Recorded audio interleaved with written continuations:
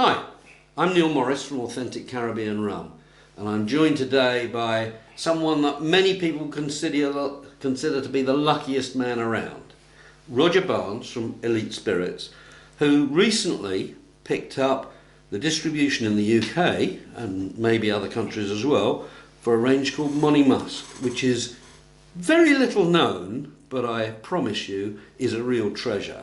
But before we start talking about the rum, Roger, you've got a Jamaican rum here to handle, but you're a real Jamaican yourself. Transplanted, but a real Jamaican. Tell us a little bit about Jamaica and rum in Jamaica. Rum in Jamaica is it's part of the Jamaican brand. I mean, if there is such a thing as a Jamaican brand, and most of us Jamaicans believe that Jamaica is a brand, and we've represented ourselves in many areas, and rum is a key one.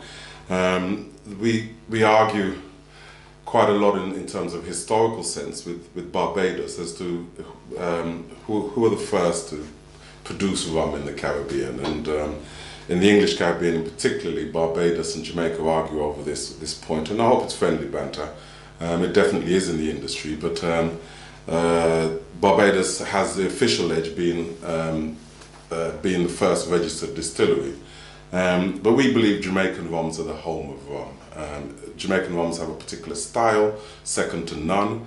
In fact, in the rum industry, people talk about Jamaican rums as a category in its own right. And rum in Jamaica is deeply embedded into the culture. It's very much a part of Jamaican way of life. I'm not going to encourage this war between it's friendly banter. Friendly banter between the two countries, because I think the bigger point is that you're absolutely right. Jamaican rum deservedly has a huge reputation, being right at the pinnacle of rum, and maybe other countries do as well, but it is very distinctive, and there are good reasons for that, and I'm sure we're going to touch on them. But the reason this rum is so distinctive is because it's never been available really on the market to consumers in this way. So perhaps you can tell us a little bit about the company and what the origins of the company are. Well, it's quite interesting. About 4 years ago, I was in Jamaica. I go to Jamaica quite regularly, and 4 years ago I was in Jamaica and I came across the brand Monymusk rum, and I started drinking it socially, and I thought, goodness, this is a good rum. I'd known of Monymusk before because I've been around rum for all my life, and professionally for a very good portion of my life, and we sort of looked at the rum and thought at the time that we were going to go into distribution, and we decided to take Monymusk as our first product. Our company is actually Spirits Elite rather than Elite Spirits, just to get that correct. I do apologise. No, that's fine.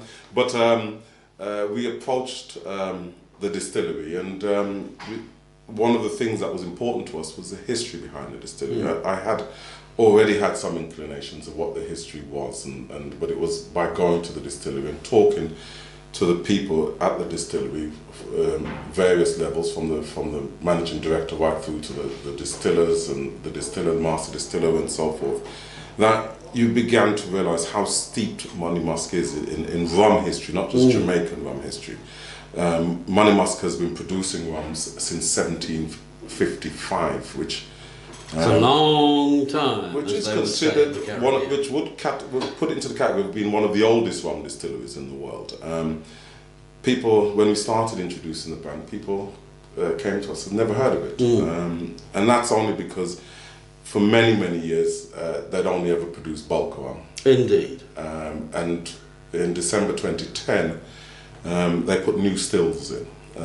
2 new pot stills and a brand new column still, and it was at that point when they had the ability to increase production that they decided that they were in a position to bottle some rum. Sorry, just to be clear to people, producing bulk rum sounds as though you're just starting to distill up and making whatever you can.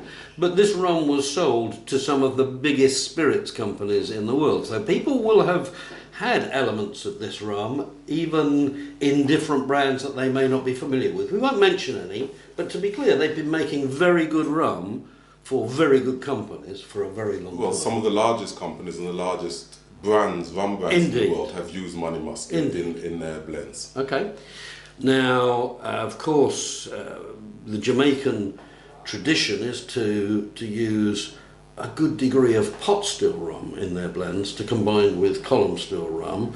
And of course, the company, National Rums of Jamaica, have two separate distilleries, don't they? Yes. They have Clarendon Distillery, where a lot of the development and one of the new column stills went in, but they also use natural fermentations and things like this going on for their pot still rum. They also have Long Pond as well. So they've got a variety of different resources to produce a number of different marks and give them some flexibility.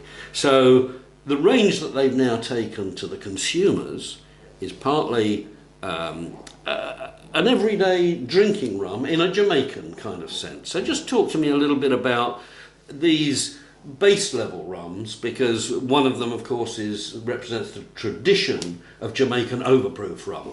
Well, no distillery in Jamaica would dare to come to the market and not produce an overproof rum. Overproof rum is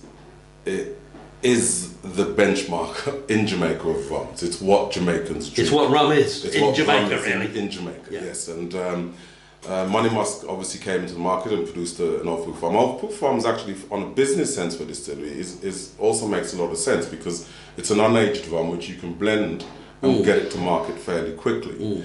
Obviously, aged products, you've got to wait. You've got to put them in barrels and wait for them to be ready. You have indeed. So to produce an unaged rum is good business sense, and naturally in Jamaica, overproof is the rum that's consumed. So what we have here is a product here which is an overproof rum, 63% ABV, and very traditional style Jamaican, a blend of pot and column, which all their rums are. But it's got like many overproof rum, it's got a lot of kick. It's quite pungent. You're absolutely right there. But this one in particular is you'll find very creamy on the palate, and it's quite smooth. And I don't know whether smoothness in an overproof rum is a prerequisite, because it's gonna give you a kick anyway. Sure. But that that gives a description of, if you want to be competitive in Jamaica, you need to produce a good overproof. Okay. rum. But you've also got here a good everyday mixing rum. Well, yes, the Monymusk special is a mixing rum, which is this bottle here. It's a young aged rum, which sort of is the beginning stage of before we start looking at the aged and more premium products. It's an excellent product, great for mixing, works very well, good price point, and it really is a delightful rum. It begins for you to understand Derek Dunn, who's the master. I've met Derek, very nice man. And begins you to understand his abilities, his art and his creativity as you see the rums begin to develop. And you talk about both of those very passionately, but in front of me, I've asked you to focus actually on two aged variants, and I wonder if we could. I'm salivating at the thought of getting into these, so perhaps we could talk a little bit about these two. Well, these two. So what you have here is the youngest, the mid-aged, and the most aged of the three golden rums. Monymusk does not put age statements on any of its rums, and a lot of that primarily is to do with the fact that rum should be judged on its taste and not on the number on the bottle. There are many brands and distilleries that are going that direction, not just in the world of rum, but even in whiskies, as well. And none of the rums are aged, and the blends obviously are the secret of Mr. Derek Dunn. He will obviously keep that close to his chest. He sure does. Indeed, but what you have here is that you have what we call the mid-range and the oldest, the senior gentleman. They're both different rums in their own right. I mean, I understand, the best I can get is that this is probably twice as aged as this one.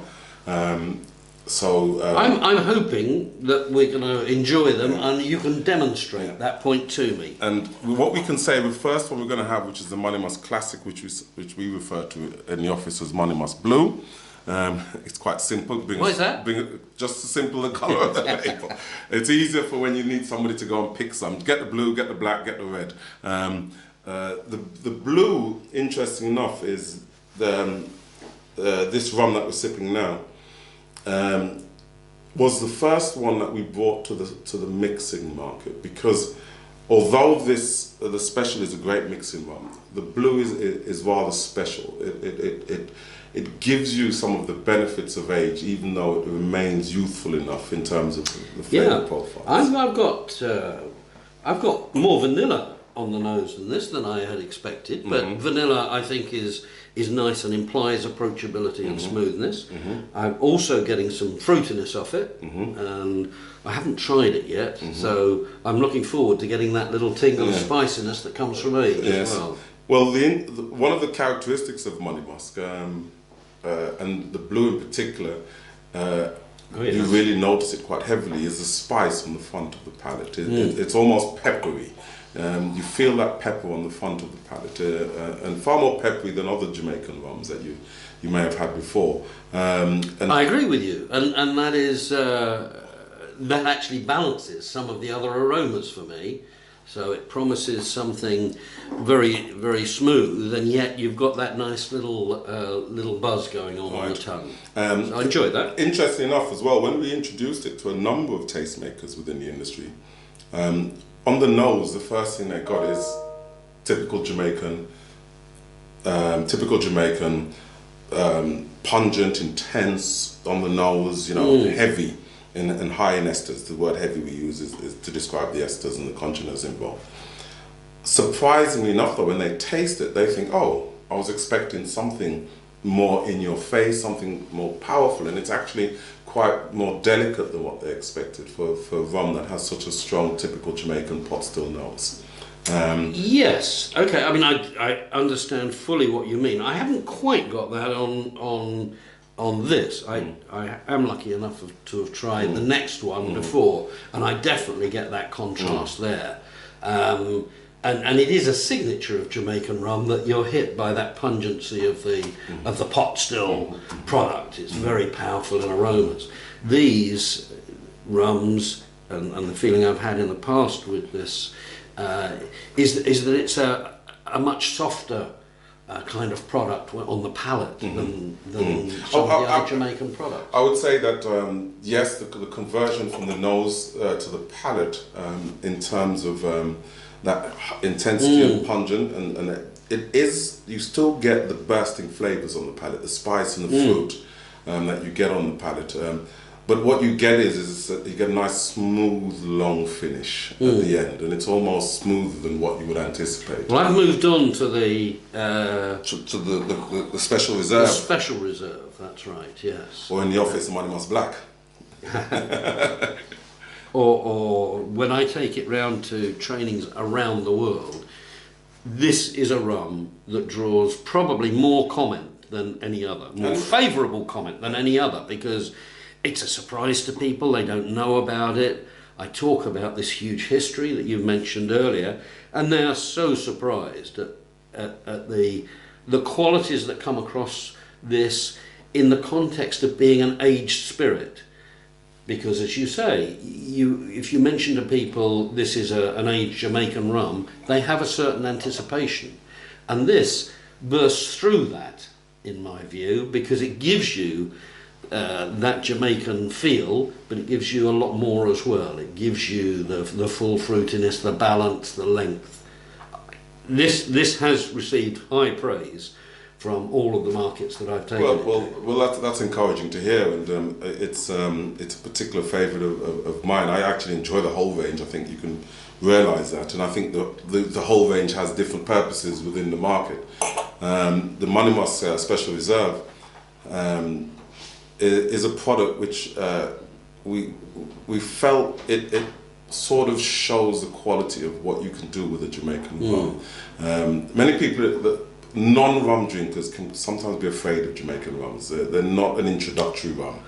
No, they're not something I give to my gran. Right, they're not an introductory rum. However, I think you could give this rum to somebody who's not drank rum before and would really appreciate the qualities that this rum demonstrates, because it gives you the balance that a blender can do with taking different marks and different ages and getting the right balance in the rum. But it gives you those, it gives you the qualities of aging as well, and how aging and the barrel can benefit Absolutely. a good rum. And I agree with you that this is a very approachable product that would have a wider audience. Roger, I've really enjoyed this conversation, so thank you for coming by to talk about this and let people know a little bit more about the range.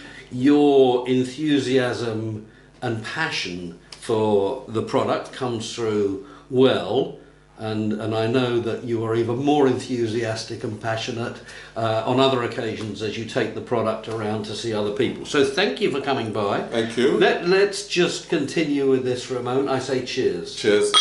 Yeah. Nice to see you. And God bless. And God bless. Thank you.